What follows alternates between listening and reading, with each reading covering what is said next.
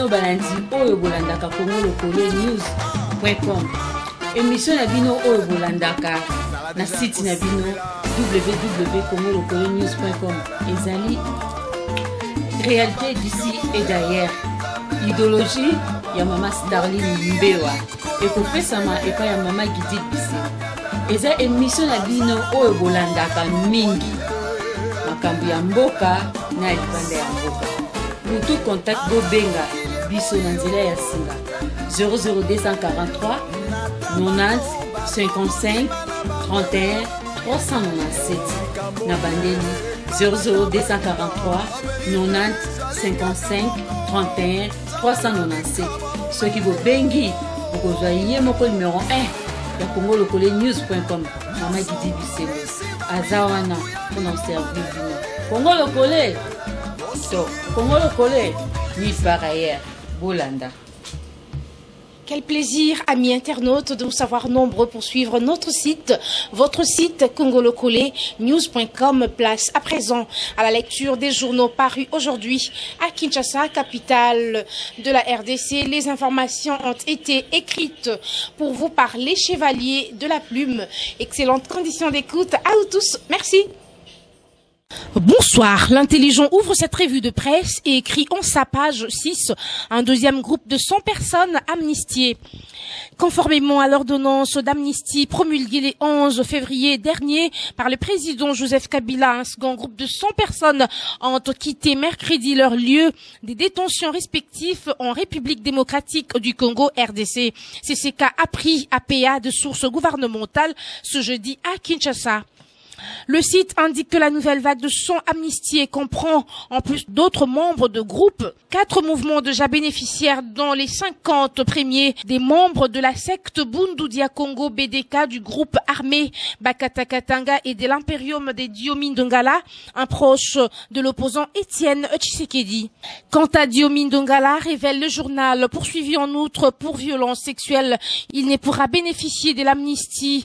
C'est ce qu'a indiqué Lambert Mende Omalanga, porte-parole du gouvernement de la RDC, qui a annoncé la libération effective de ces 100 personnes mercredi, précisant que l'amnistie ne concerne pas les auteurs des crimes, des génocides, des guerres et des crimes contre l'humanité, des terrorismes, des infractions, des tortures et des violences sexuelles, des conscriptions ou d'enrôlement d'enfants et toute autre violation grave, massive et caractérisée de droits humains, ainsi que les infractions et détournements des deniers publics.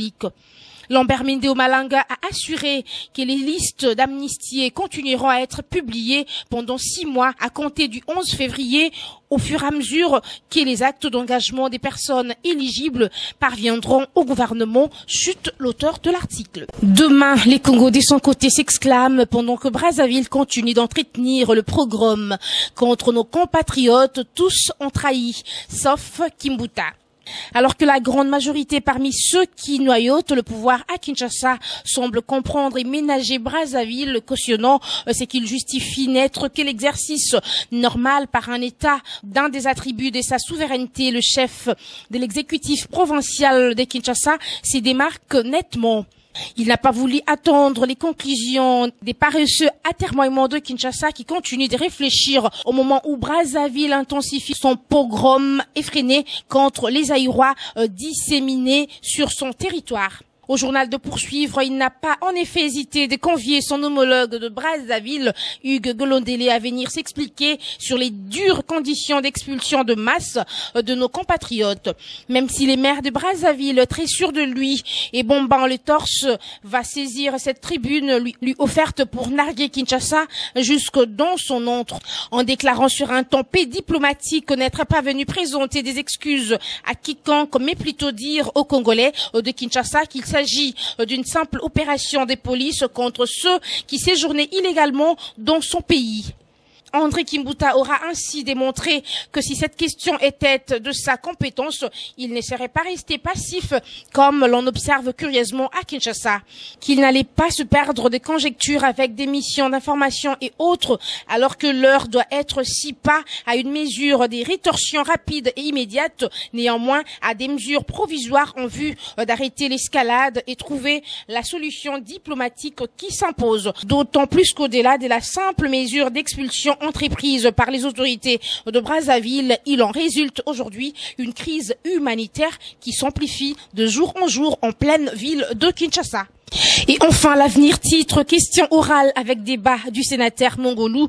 La loi financière n'a pas été violée. Patrice Kitebi attendu, c'est mercredi au Sénat.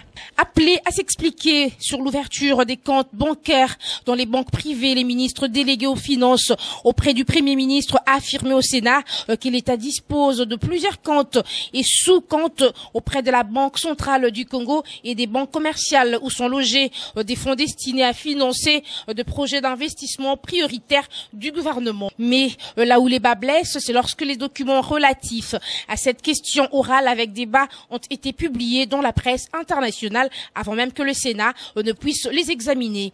À la veille de la mise en place d'un gouvernement de cohésion nationale attendu de tout le monde, ce genre de pratique ressemble à un combat d'arrière-garde qui ciblerait certains adversaires politiques. Au journal de renchérir, c'est conformément aux dispositions de l'article 138 de la Constitution et celles des articles 153 à 157 et 160 du règlement intérieur du Sénat que les sénateurs Polycarpe Mongolou Tapangane a adressé une question orale avec débat au ministre délégué aux Finances auprès du Premier ministre. À travers cette question, son auteur a présenté plusieurs préoccupations qui exigent des réponses du ministre Patrice Kitebi. En effet, il a voulu savoir s'il est vrai que les ministères disposent des comptes bancaires ouverts dans les livres des banques commerciales où seraient logés des fonds destinés au projet ou au financement du ministère. C'est tout pour cette revue de presse. Mesdames, Messieurs, bonsoir. Elle se referme enfin, cette revue de presse que je dédie à Picho Pacho des Norvèges, à Sota Likonko, également à Rikine Miala, sans oublier Floribale Komoso, Christian Dissou. Retrouvez-moi demain, sans doute, pour le compte de la revue de presse. D'ici là, bonne soirée chez vous, en compagnie de congolocolenews.com. Merci.